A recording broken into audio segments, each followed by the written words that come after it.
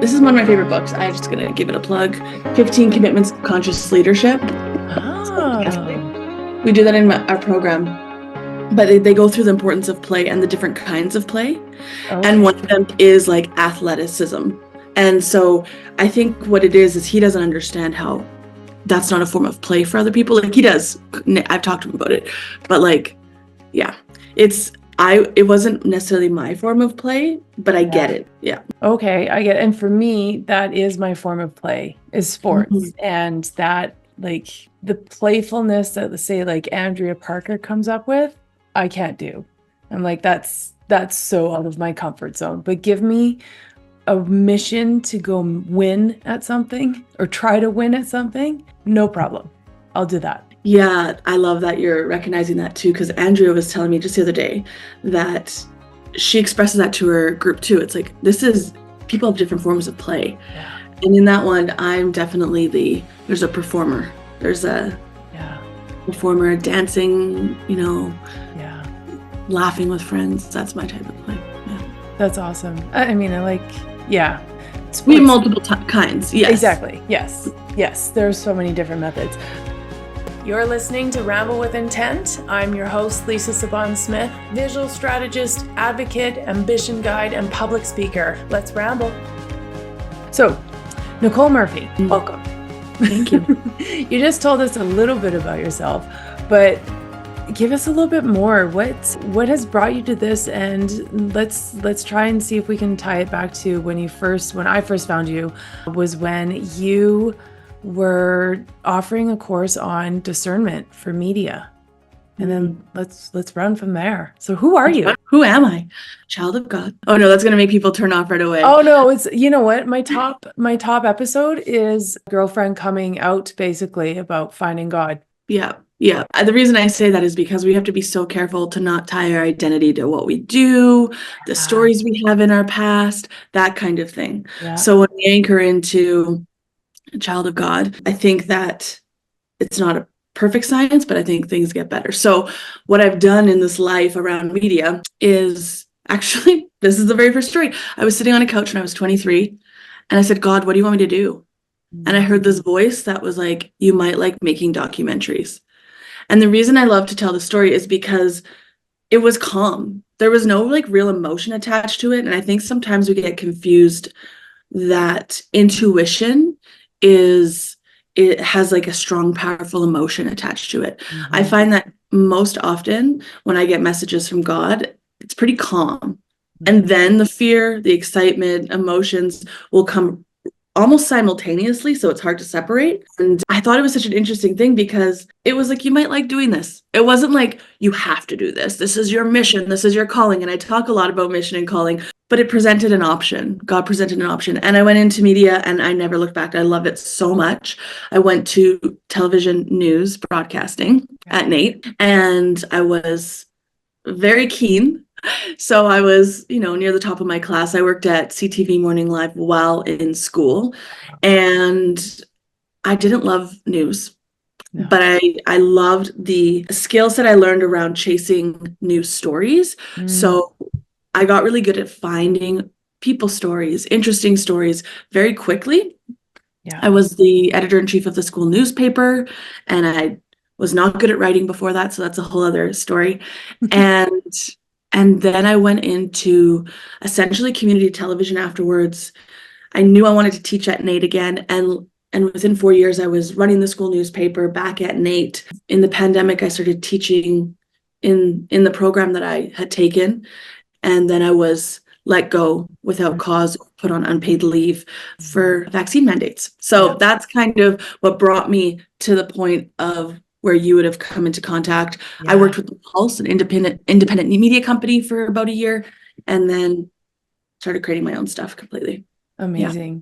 That's amazing. Yeah. And it's so funny though. You mentioned that you were not a good writer and then you got into writing, but it's when we start to get to write about what we enjoy and what we like, then we actually become good at that versus having to write about Shakespeare or an essay on, the Cold War or whatever it may be. Like, that might not be your jam, so you're not going to be good at it. But when you find the topics that you are passionate or curious about, man, the skill set that comes out is incredible. So what kind of documentaries did you start creating? So I worked for TELUS. So as Okay. you may know, the CRTC has certain standards for broadcast companies. Yeah.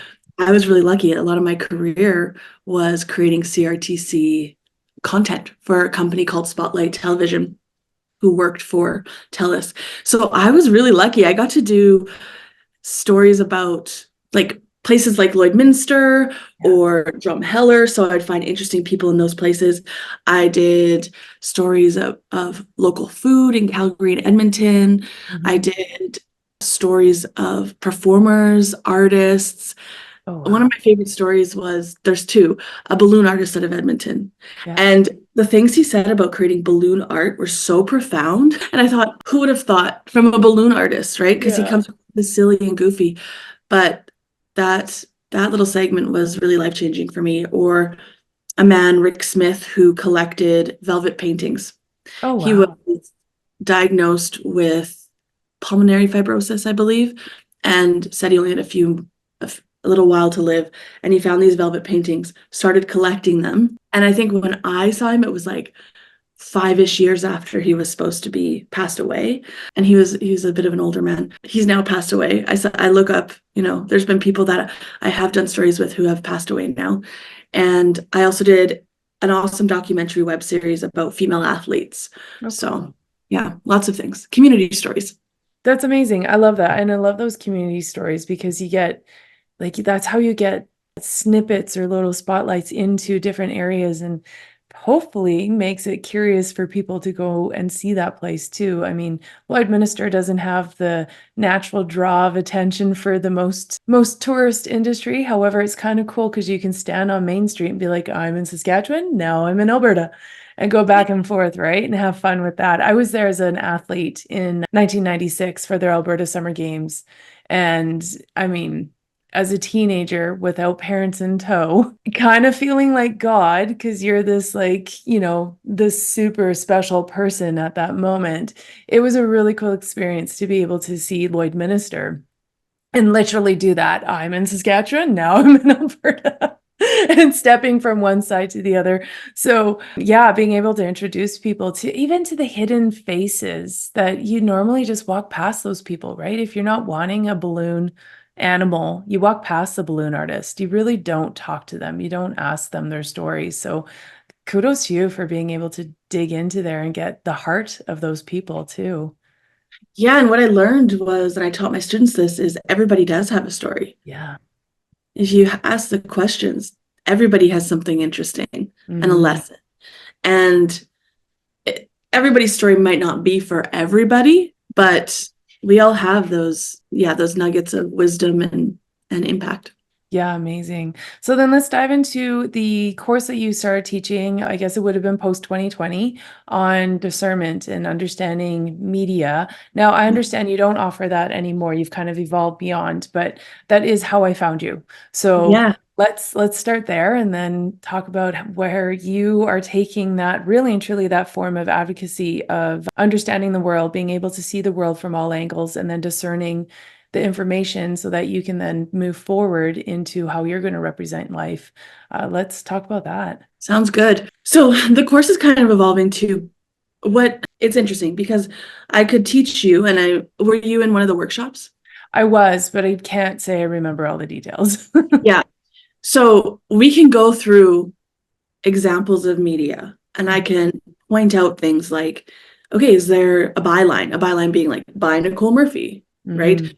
By, or is it just nobody's taking responsibility for that article? Is it just like by the National Post? Yeah. I'm not against that in the sense of multiple people can write an article together, but if you have a name, there's a tie to responsibility.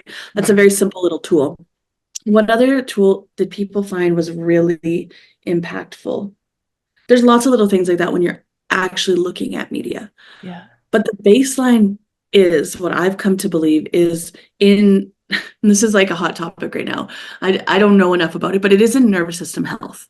Yeah. Because if you're tuned in and turned on to survival all the time, you're going to be distracted by information that fires you up all the time. Yep. And that's what media is designed to do. If it bleeds, it leads. Now there's an important place for that. If down the street from your house, there's something happening, you want your local news to tell you, hey, there's a shooting going on. Oh, there's a train derailment. Oh, like there's a purpose for that. But we're living in a global news world now, and there's always something bad happening. All the So even though I came in at that as like, hey, let's look at media. It's really, let's look at signals and distractions in your own life and the health of what you're tuned into, fear or love, as simple as that sounds. And there's 100% a place for news. I think we should be very cautious as to what we're taking in. And also I taught / went to school with / know a lot of people in media. And for the most part, they're not doing something that they're being vindictive about. They're caught in that cycle of fight or flight, right? So yeah, that's a good point. That's got to be really difficult as a media reporter, news reporter, especially like, I mean, the worst ones would be the people who are the war reporters, right? And they go into those areas and they're constantly looking for the things that are going to capture attention. Like, man, that nervous system overload that would be happening in those situations. And then really, it's kind of like when you say, don't look at yellow cars and all you see is yellow cars. It's the same thing, right? All you start seeing is the negative or looking for the bad. So I guess from your experience, do you know of, or how do people handle those situations or manage their emotions? I think that there's an absence of healthy regulation in the news world. I can't really speak because I haven't been in a newsroom in a long time. Although there's been statistics, there's a high use of drugs and alcohol. Yeah, there's enough former reporters that have written about the truth of what they've done as well for us to verify that. I know for me, even I did a story on a woman who she dealt with her family being persecuted in China and her father actually being killed and his organs taken in a labor camp. And I was messed up for like a week, maybe 2 weeks. And I talk about it. I wanted to give people kind of a taste of that. But that story was really important. I did that right before the pandemic. And so I think because I had done that and other things, other people, my dad is a big influence too. He's always been into like the corruption in the world. But I had just done that story and realized what governments are capable of. So I'm grateful I did that story about these Chinese refugees. Yeah. So yeah, I think that it's like anything. I think a lot of people here, you know what, I'll tell you the truth. I walk down the streets of Edmonton. I live in an area, Northeast right now, where I see people who are extremely drugged out or homeless almost daily. And that's traumatic in itself. I think as a society, we've kind of we're like numbing, and it's hard to get there. So I'm not sure what people in news do, except for probably stay in that state of survival, anxiety, and then numbness, kind of like oscillating back and forth at times. Yeah, man, I can't even imagine.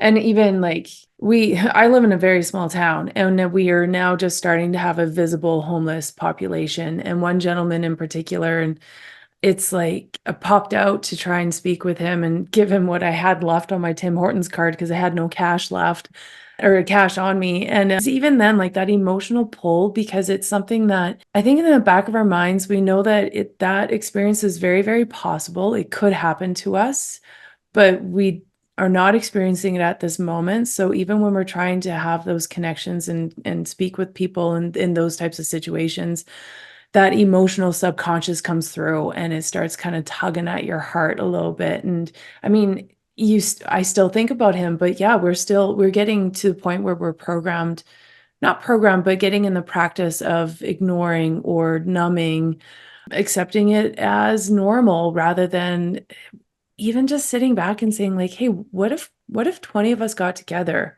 How could we change this person's life? But that's bigger questions and bigger conversations. And it's tough. And it's tough. It goes deep because often when people get to that point, not always, but often, and I know people closely who this has happened to, they've had people try to help along the way. So it's deep rooted. And we started this conversation out with saying, I'm a child of God. Yeah. The identity that goes deep when you end up in a place like that the shame. Yeah. I can't imagine. I think I can tap into in certain areas of my life, but yeah, I don't know what the answer is. I don't know what the answer is because I think it's deeper than people helping. 100%. 100% it is. Yeah. It's, you know what, I mean, this segues beautifully into SuperSeen, which is your podcast, but 90% of it is we all as humans just want to be seen in one form or another. And sometimes we lose sight of how to make that happen. Or even though we are being visible, we feel like we're not being understood. So you have a podcast called SuperSeen. Yes. Yeah. I've been like so afraid to put out. I put up a solo episode and I have a few in the docket that will be coming out. I've done like my podcast before was Nicole Murphy podcast, and it's going to be similar, but we had a rebrand. Yeah. And I think I have around 50 plus episodes. And the reason I'm bringing this up is because over the last 10 years, I've done so many interviews. This is my job, and I still feel resistance to putting out more episodes for this podcast, which is hilarious. Crazy. It is. It does. I don't know. The reason I bring this out is because there could be somebody listening, and it doesn't end when you get to that next level, when you're shifting, when you've done something. I think the thoughts are like, oh, now I actually do have more of an audience. Okay, these have to be like perfectionism maybe comes in. Okay, these have to be really way better now. Whereas when I first started, I was just putting out interviews. Anyway. Yeah. Yes, SuperSeen. And the reason why it's called SuperSeen, Shauna came up with that name, is I want us to go a little deeper. I want us to tell stories that we might, hold a little bit of shame around, not from a place of victimhood, but from really like impacting people's lives and showing them that they're not alone, that there's toxic shame and then there's informative shame. And I find that we get really good at living in the toxic shame. That's almost like a zone of familiarity for people. Yeah. But the informative shame, which just says, hey, that's not who you are. Those behaviors aren't who you are. And at times that can feel a little bit harder to listen to. I've noticed in my own life that when I feel like informative shame, if there's like a wave of shame that comes up, sometimes what I'll do is double down on the behavior to try to normalize it. Yeah. In order to almost familiarize with that shame. So it's just there and it's not as, painful, which of course is the lie. It's just as painful. You've just numbed yourself to the pain, right? Yeah. Yeah. Man, that's like a whole psychology realm right there. How do you dive into the shame and use it to inform or help educate other people from your experiences so that hopefully they don't have to go through what you went through?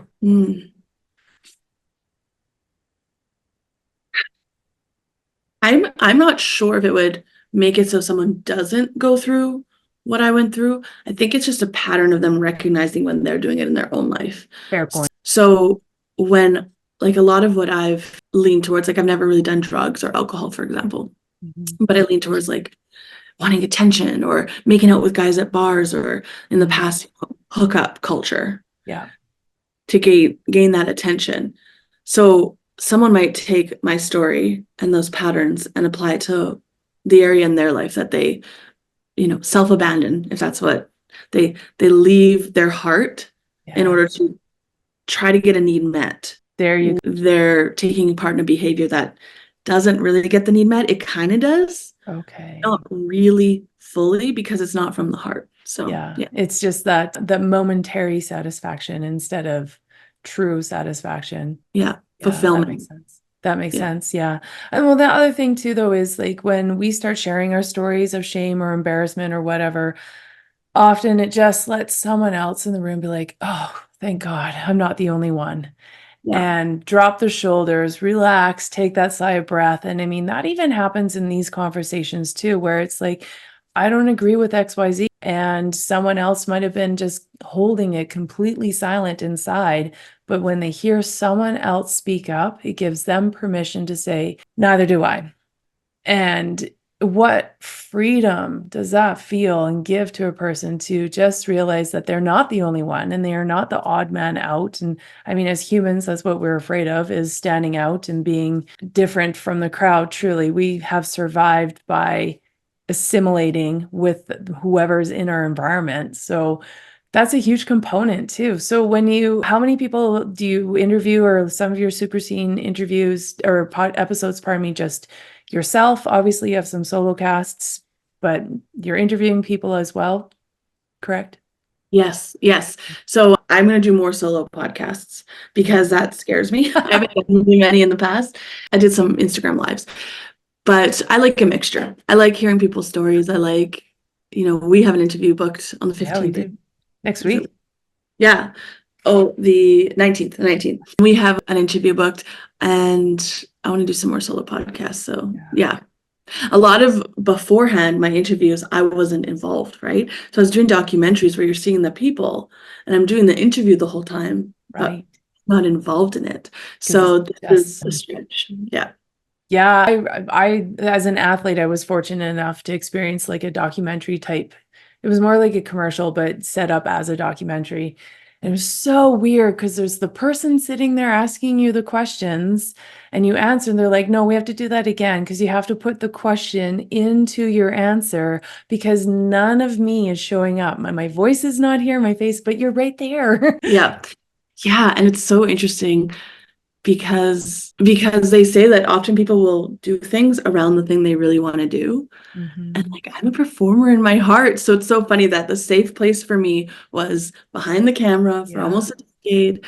And now, I get to be in front of the camera. It's fun. Time to rip the Band-Aid off and just get out there. Yeah, totally. Yeah, that's awesome. So cool. So you also are offering, and I'm going to get this wrong. I know it is. I am. It's like a container, right? Helping businesses get started and get functioning from a group container. Yeah. So it's called the project program. We're just in our piloted. Me and Sean are in our piloted version, which is 4 months. It's coming to an end at the beginning of July. We might change the name, but essentially what we've created is a container where people can work on their projects together, where we're looking at nervous system regulation. We're looking at how to give and receive feedback. We're looking at how to create from that place of love, not fear, because I see, in my opinion, myself included, a lot of creation comes from that adrenaline rush of like, I have to be good enough. Yeah. And I don't think that's where fulfillment is cultivated. We want to have like a certain kind of urgency. We live one life where, well, not, there's a discussion around that. We're in this life. Yeah. And, there's a time limit on this life. So how do we have a certain amount of urgency? But if we're hustling in a state of fear, I think that's not it. Yeah. And I think the two areas that we've observed is people don't know how to give and receive feedback. And I can guarantee you, your project, the thing you're creating, is going to get better faster if you learn how to give and receive feedback. Yes. Yeah. And a lot of people are addicted to information intake. Addicted's a strong word. Procrastination. Yeah. It's just another way to slow down hitting that play button on the project that we're actually should be doing and focusing on and letting it kind of evolve and grow on its own, right? So the desire for more information is another form of procrastination. I love that. That's so good. It is, because it's also, I think people just want to feel, okay, I'll finally feel good enough if I read that next book. Yeah. Yeah. You're not, even for me, like, because I'm coaching people, helping them learn how to advocate, really just trying to highlight that it happens every single day in your life. When you're going after your ambition, you are advocating for yourself. And when you get stronger with that, you are able to then advocate for your family, your community, and it just kind of starts spreading outwards as you get stronger within how you're supporting yourself. But my husband, he's like, what experience do you have? Like, how are you the professional on this? How do you know that this is right? And why do you have a right to be teaching someone on how to do this? I'm like, I have experiential knowledge and no one teaches this, so someone has to. But we often think that the more information we gather, the more experience we have, the more like credentials we can put behind us, the more certificates. And in the end, it's like, if you know that this is what you should be building, then you have all the credential you need. And then over time, fine, get another one later on, but stop piling up the pile of information to slow you from doing the thing that you know you need to be doing. Yes, that's so good. Yeah, and I hear you saying this too. It's not stop learning. Yeah. The learning is going to be consistent and Lifelong. constant Yeah. through your life. It's, are you actually in a place of like disempowerment, trying to make yourself feel empowered Yeah. with credentials Yeah. and trying to make yourself feel quote unquote right? Yeah. I think it's that thinking that got us into the mess of the pandemic, because it's a bunch of people who have all the credentials, who've been told what to think, who believe they know how to think. Yeah. And and they don't know how to decipher their own need to be right and the Mm-hmm. hypocrisy. And Mm-hmm. we all have it. It's not if we're hypocritical or if we have self-righteousness, it's when. Yes. And that is, I think, why we were in the mess that we were in, or are in the mess we were I in. would agree. And we've been trained and programmed, and this is even pre-pandemic, like you could go back to the 90s. We've been put so much emphasis on believing the people who have been educated within the realm rather than believing the intuitive knowing within our own gut, our own soul, our own understanding of the world or our own world, that we placed value of someone else's opinion higher than our very own opinion. And that is such a loss. Like we have survived millennia, I don't know, by following our instincts. And really only truly in the last 100, 200 years is when we've stopped following our instincts and our gut inner knowing for being able to survive. So like what happened? Where did we put so much priority or clout, if you will, on a certificate, a diploma? Those were created only recently. Before, you didn't have to pay to get a certificate to be a blacksmith. You just went and learned how to be a blacksmith. Yeah. Yeah. And I think that there was this old saying with this guy who I used to work with. He worked in media for years and years at the Sun newspaper. And he said when someone would come in with a master's in journalism, they knew that they were going to be shitty at journalism, because they were in school so long to try to feel like I'll be a good enough journalist. But Yeah. journalism is talking to people on the street, Yeah. hearing the story, Yeah. getting the story. So yeah, it is interesting. I do still believe, obviously, as someone who researches, like I don't want people to take the wrong message. I think getting information is a good thing, but having someone else tell you like you're wrong or you're right, it's like get curious about that. I always interview experts and things like that to try to gain different perspectives. And Yeah. then I go through and like a science experiment. You test out what people like, so you see what someone believes, let's say, Yeah. and then you just observe their life or observe their business or observe their relationships or observe what's taking place there, what they're creating. Yeah. And you go, huh, okay, look at somebody else, what they believe. If it's something different, observe. And I think that life is kind of a science experiment. You see the belief or the story, and then you watch for the results. Yeah. And it never ends. It never ends. Absolutely. And you touched on the most important thing is a variety of perspectives, not just the one singular silo. And that's so vital, even for building a business, even for creating something. You need to go and look from a variety of different perspectives, see the different angles, and then you're going to be able to be that much more successful because you have a broader scope of everything as well. True. And you can see how other people think, like even if they disagree with you. Yeah. Something I said at the beginning of the pandemic, and what actually changed my mind on a lot of things, is I found people online that I liked who had different opinions than me. Not Mm-hmm. just people that irritated me that had different opinions than me. I like tried to find people that I quote unquote would have coffee with or be friends with Yeah. who had different opinions than me and Yeah. listen to their arguments. Oh, definitely. As opposed to just listening to the person that's easy for you to write off to say, oh, that person's an idiot. I don't like Right. them. Yeah. Yeah. Or being in the room, like I said, a silo where it's the same thought all the time. Because, yeah, having that confirmation bias is great. However, you get pretty boring as well. Yes. Yes. And I think that what we're seeing in all communities, I kind of touched on this earlier, it's not, it's hypocrisy. It's these universal themes Mm-hmm. that create issue, because quote unquote, someone can believe the same thing as you. Actually, I'll tell a story. So I'm not gonna name names, but in the past, there was these people that I knew that were like quite, from my opinion, dysfunctional. And I took part in some of the dysfunction, partying, cheating on their wives, like drugs, that kind of lifestyle. Yeah. And they were on the same page through this. All of a sudden I bumped into them and I'm like, wait, what? And I realized, oh, because they understand how deception works.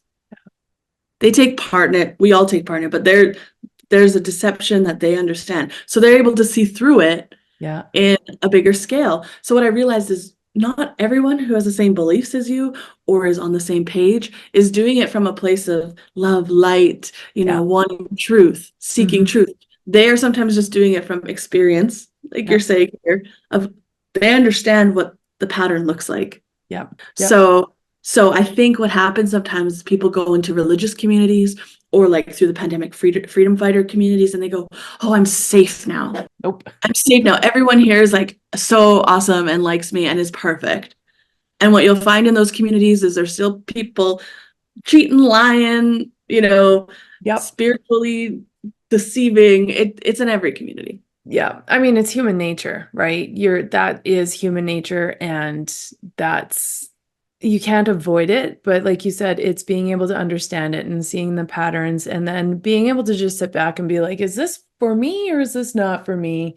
And having that boundary of where you don't cross that line, right? And that's for every person. Do what you want, whatever, it's up to you. But the biggest thing is trying to really make sure that people start understanding that when we receive information, we need to look at as many perspectives as possible, and also really try to get a sense of where it's coming from and who is willing to hold responsibility, as you mentioned, that byline for that information. Because if it's hidden behind an anonymous name, chances are it's not as weighty or as strong as it should be if you're going to be following something like that. Yeah, like the government website. Yeah. It's like, oh, we're attaching it to the government. That is diluted responsibility. Yeah. And I remember I had kept a very close eye on the vaccine injuries section of the government website. And I was saying certain things like Bell's palsy long before it got updated on the government website. And that is so fascinating to me that people that always happens. That's not even just this time around.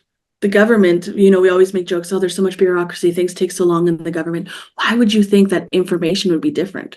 Exactly. Bureaucracy also just takes long, period. Any bureaucratic system, I mean, government, corporations, whatever, it takes long for stuff to go through. I'll use my like personal training experience as a comparison. So we have tons of really smart physiotherapists, kinesiology people, whatever.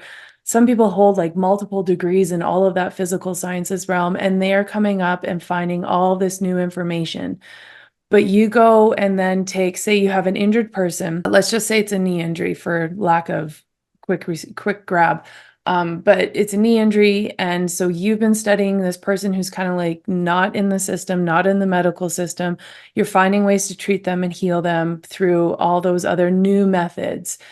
They go to their doctor. They tell their family doctor what they've been doing.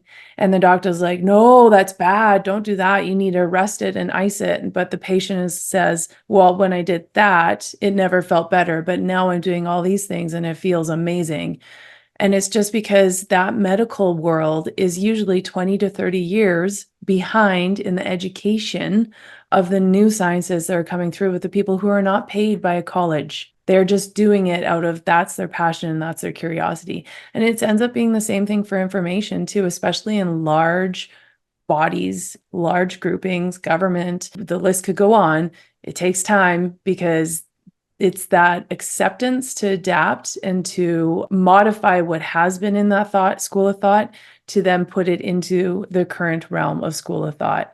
And it takes time for sure. But that's where, self-research and being able to go and see all the different viewpoints and all the different perspectives is really important. It's so important. And how fascinating that the big the condescending remark through the pandemic is like, you can't do your own research, or like, oh, they do their own research. Yeah. Like, that's wild. No. And that people were so willing to be like, yeah, you're right. I'm a fucking idiot. Like, what? Yeah. Like, how low of self-esteem and self-image does someone have to have? Now, it is really hard to research every single thing on the planet. Yeah. That's why it's important to get clear about what's a signal and what's a distraction. And that was in the course. Yeah. Is this something that you're just emotionally getting riled up about? Or do you need to know the information in order to make a good decision for you or your family? Are you going to take action on it? Then it's a signal. Yes. If there's a tsunami in another part of the world and you don't plan on doing any charitable fundraising or going over there and helping with cleanup, watching hours of footage on it so you can feel bad might be a distraction. Definitely. Yeah. Absolutely. So let's go back to receiving and giving feedback. What are some tips that you help people with for the receiving of feedback? I find receiving feedback is a whole lot harder than giving it. So how do you help people with receiving it? Often people, it can be the opposite, actually. Oh, really? Oh, wow. Yes. So sometimes no idea. Yeah, because you're just like, I can get feedback. Yeah. But receiving it's hard. It can be the opposite too.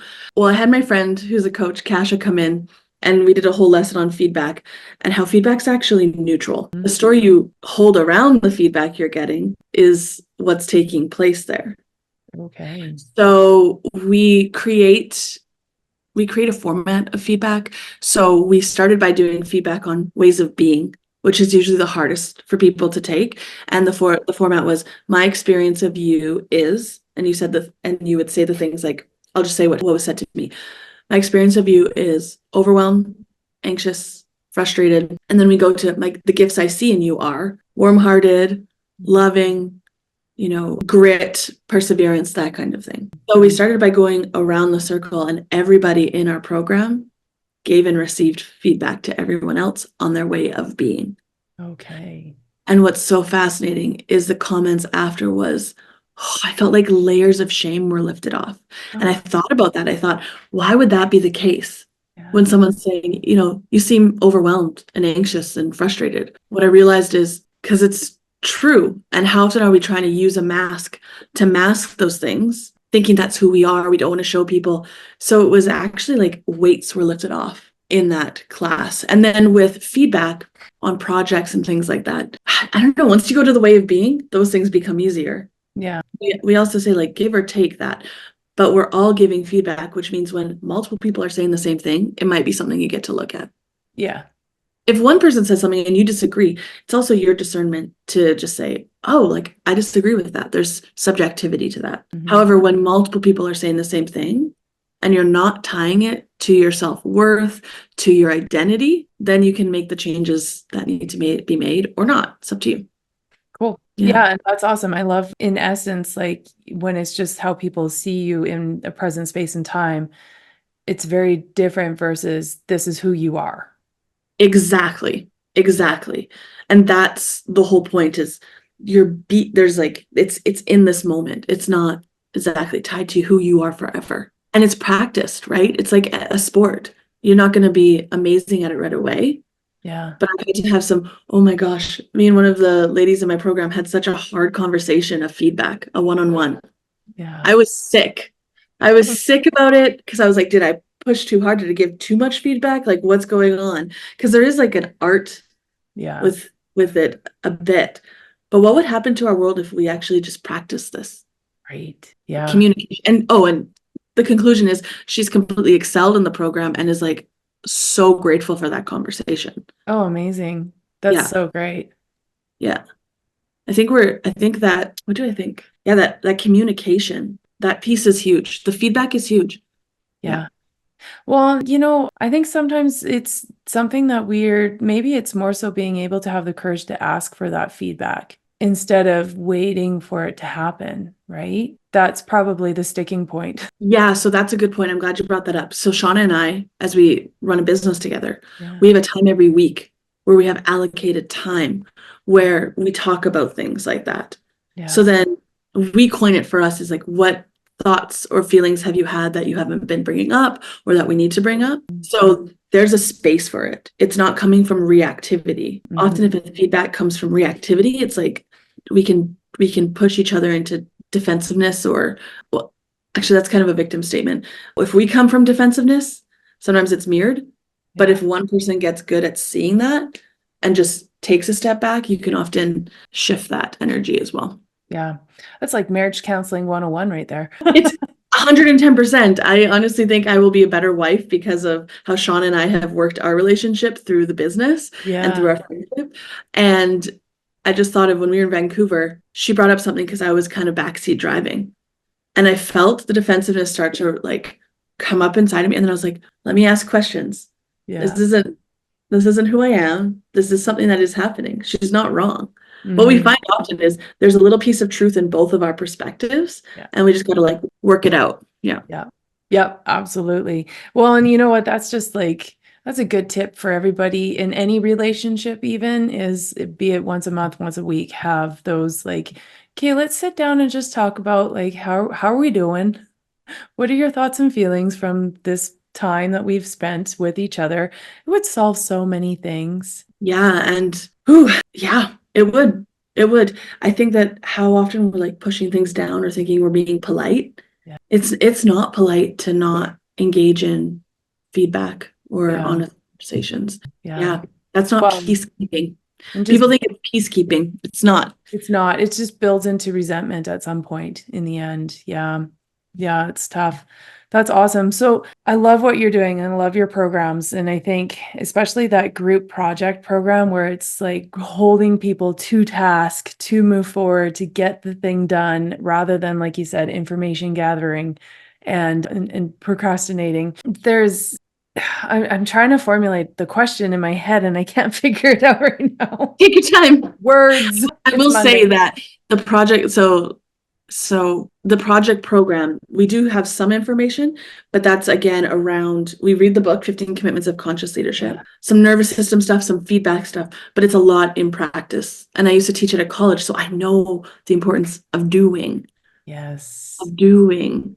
But you want to set people up so there's some parameters. I used to teach dance too. Same thing. There you go. Yeah. So then actually it's not the question that I was trying to formulate, but what created or what led you to building this project program and offering it the way that you offer it now? So it's a program that Sean and I created together. And I think it's years of doing self-development or business programs, taking them myself, teaching at a college, running a school newspaper. Sean and I ran the school newspaper together. So I actually know what it takes. I've seen it many times to get people who are brand new into something, writing and producing articles. Like that's scary for someone in college, right? Yeah. And I've seen patterns of how to get people, doing, even teaching dance. I went to schools where they had never taken dance before and had them within 6 weeks on stage performing in front of their peers.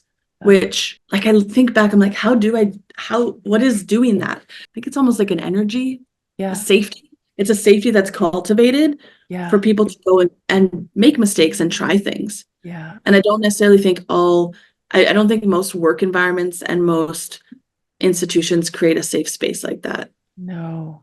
And it brings me back to my interview with Sean Newman, and it's having that person that either like literally expresses, I believe in you, or gives you that that strong sense of knowing that this person believes in me, so I can go after anything.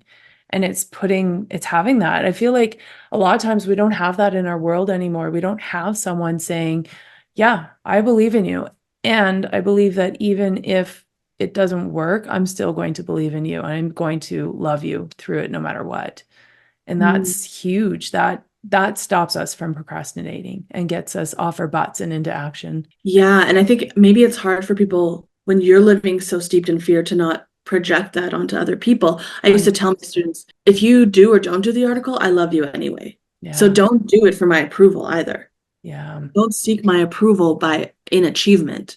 Yeah. So it's kind of what you're getting at too. It's like getting people into that place of where is your contribution more important than fear. Yeah. Yeah, beautiful. Let's segue that into, you mentioned how, like, even on social media, Instagram, you see people putting things out there, but it has that edge of fear behind it. So how do we shift that mindset? What do we do there? That's so interesting. I think that people do that, and I've done that, because you think, if I can get someone in that fear, that informative fear, then they'll make changes. So it's like, if someone's scared enough, they'll make changes. If there's enough pain, then they'll make changes. And there's some truth to that. Like, how many people you hear get diagnosis or almost lose a loved one, and like the pain of that sparks health or sparks better relational. Like, there is a place in some ways for pain. There's a big and fear. I don't think that it works long term, even trying to get someone over to quote unquote your religion or your side by being like using fear. I don't think that's the thing. So how do we do that? It's coming from love. Yeah. And that's an experiment for someone in their life to test if they're coming from love or fear. And it's a journey. I don't know if someone can know for sure instantaneously. Yeah. Maybe they themselves can, but there's a lot of trial and error for that one. And then how do you express that love to really and truly an inanimate object as you're going through building that? It's interesting. I just want to take this. Yeah, I wrote an article about a vaccine injured man, father, and someone was like, "You're fear mongering. You're using fear," type of thing. And I didn't see it that way. So I think there's an element too of showing truth. And if someone's going to interpret it as, like, if they get scared by it, they're going to interpret it as fear mongering. Yeah. That's for them too. Yeah. Yeah, very true. Yeah. So many layers and so many things to work on. Yeah, you really have me thinking now too, because I feel like I used to have maybe more certain answers. There's a place to tell stories, and some of them are scary. And I think we still need to focus on the solutions and what we can control and the contribution that each one of us brings. I think that we hold, or we are the vessels for love, for solution, for, making the world a quote unquote better place, whatever that means to each of us. Yeah. Yeah, I agree 100%. And I think it's, like you said, it's where we're coming from. That's how we move forward with a positive impact. And I think we all as humanity, like, we have 4 basic drives, right? We have the need to acquire, to learn, to connect, and to defend. And for the most part, maybe not defend, but we can all agree on the first 3, that they're all the same. Those needs are fulfilled in the same way. And so if we could go back to operating to live our lives that way, making sure that every person has access to being able to fulfill those 3 drives, then it is a quote unquote better world. We're stuck in that defend stage right now, it seems. And that's where we're seeing all of these imbalances and differences happening, because we are holding on so hard to defend our thoughts and a certain way of living or a certain belief system, but it's not elevating the other 3 basic drives that we need to fulfill as well. That's so true. And I've been thinking a lot about that lately too, of this. There's a book called How to Escape Enemy Zone. Oh, okay. Never heard of that one. Yeah, it's really good. It talks about how, like, when you're in that defense place, it does shut down a lot of other areas. And to be intellectually in enemy zone is really the most dangerous, because that's where you can justify. Yeah. And you're smart about it. So I think that's really powerful. I think that, what did I write the other day? I want my life to be evidence of a great love, not how right I was about how shitty the world is. Right. Yes. I think that people they're like, there's vaccine injuries, and there are. And there's all this corruption, and it's like we can get sucked into the self-righteousness even when there's truth, where we're almost like sabotaging the beauty of this life by wanting to be right about all the corruption in the world. And I think I think that's where people get to they're in that defense place that you're talking about. Yeah. And what would it mean to be open to love, and to know, what? Pain is going to come your way, but the defensiveness doesn't actually protect you from it. Yeah. Yeah. Or come with solutions. If you're going to be in a defensive mode, come with a solution and defend that way by trying to have a solution rather than just waving a flag and screaming at the top of your lungs. And I feel like sometimes that's all we see. I mean, there are amazing people that are coming to the table with solutions, and we're so thankful for that. But we need more. We need more people that are the solution seekers and the problem solvers to be able to just step up and say, hey, like, this has happened. Let's try this as a solution now, so that either it never happens again or that we can now respond accordingly to the situation. 100%. And I will say this is pretty Jordan Peterson-esque, but I found it in my life going back. If it is challenging for you, the general you, but you, let's say, have a feedback conversation within your own family unit or your own friends, that's where you can start. Yeah. Now, it's very important. In the book, they talk about it too. It's like, you don't just go give candid feedback to people without an agreement on it. You agree in the relationship. Are we going to be candid with each other? What does that look like? What are the parameters? You don't just go like, shoo, shoo, shoo, shoo, shoo. However, I think a lot of people, again, myself included, have wanted to fix the world because they're just really unsettled in their own personal relationships and their own relationship with life and God. Yeah. And once that starts to shift from the inside out, then we'll see the stories different in the world. Yeah. Oh, definitely. I think you also view the world differently. It could be the exact same day, sitting in the exact same spot, but I mean, that person who is good and has basically gotten their shit together will see that it's a blue sky and sunny, and the person that doesn't have their shit together will see, oh, it rained and it's all muddy. And it's, there's so many different ways to view the world too. And it's, you got to get right with yourself and get right with your perspective. True. Yeah. And if somebody's is sitting in humility and curiosity, they go, I don't have all my shit together. I'm going to go play in the mud. I'm going to go slide around. I'm going to go, venture into the world. And as you said, live. Yeah, absolutely. And then really, in essence, return to being that child that is just exploring and creating freely. That's a great comment, because I love the saying. It's like, we don't want people who are childish. We want people who are childlike. Yes. And who are playful and curious, but not childish where it's emotionally immature. No, that's very true. That's very true. Nicole, I feel like you and I could ramble in we hit like 10 different directions, didn't we, in this one? Yeah, we could probably go on forever, but this has been so great. Is there anything else that you want us to like keep an eye out for when SuperSeen gets released a little bit more, maybe? Or we're going to be getting into consistent weekly episodes for sure, and Lisa will be on right away, so hers will probably be out next month. Yeah. And then we have a grant coming up too. So if you are somebody who creates handmade goods, well, we're smoothing this out, but we're going to have another grant coming up and another project program. So if you're somebody who, has taken in information, feels that calling, knows what you want to create, just doesn't know how to get really into that action, don't know how to like give and receive feedback, that's what we're doing. And is that grant through your Thriving Over Surviving? Yes. Yeah. Perfect. There's some really cool judges. Yeah. Excellent. I'll throw the link in the show notes too then. Perfect.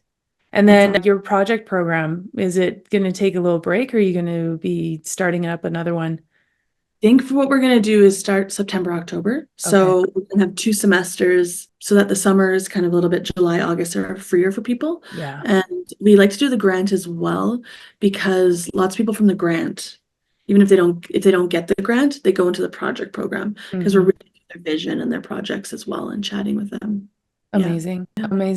Well, thank you so much. And now hopefully you get lots of grant applications from people. And I love watching you. I love seeing what you're doing. And I absolutely adore how you have this ability to embrace your shame and turn it into your stories and have them really, like I said, help people just be like, oh, okay, it's not just me, and relax a little bit and feel, I guess, in unison with their shame as well, so that they're holding hands with somebody else beside them. So Thank you so much. Yeah, appreciate this. Thanks, Nicole. Thank you, Lisa. And thank you for creating a podcast, for like really going out there. And when you don't feel comfortable, you're still showing up. Like, that's so important. We need people like you too. Thank you very much.